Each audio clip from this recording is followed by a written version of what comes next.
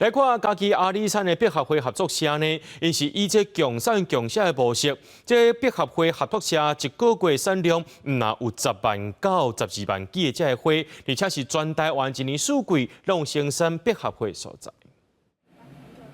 下落的水经过加热了后，花农准备要用这个清气体土来消毒。阿里山的百合花合作社用这种方式减少土壤内底的病虫害，维持百合花的产量甲品质。同一作物啊，一直种的话，我都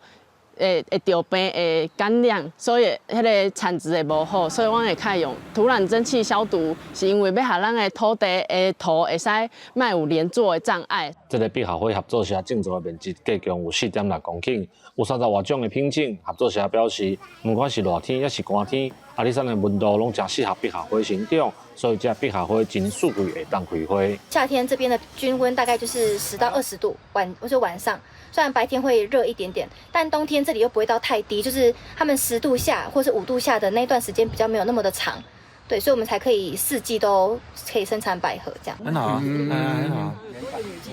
这个可以多几瓣嘛，因为我们游客来的话，